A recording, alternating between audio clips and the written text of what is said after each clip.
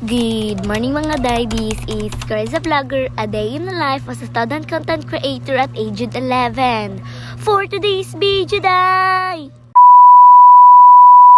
For today's video nga, back to school na naman, kaya gigising naman tayo ng sobrang aga. At naligo na ako dyan mga be, para fresh ang EA. Fresh! And tapos na ako magligo mga be, ay magbihis na tayo.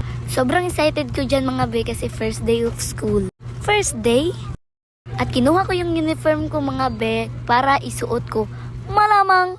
Kinuha ko naman yung sayal be para isuot ko na naman. And tapos na ako magbihis mga be. At bumili ako ng ulam.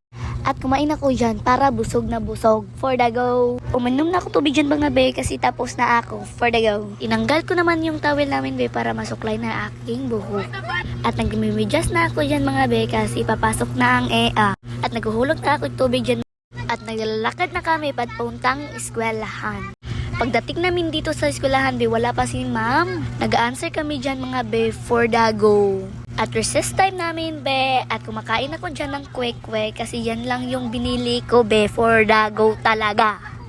At uminom na ako ng lemon juice dyan mga be for the go. At nag-answer kami ng math dyan mga be pagkatapos ng recess for the go talaga.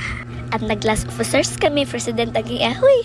At wala ako naka-video be kasi sobrang saya namin sa vote. Ay! At uwian na kami dyan mga be, half day lang kami. At bye-bye! See you next vlog! Follow and share!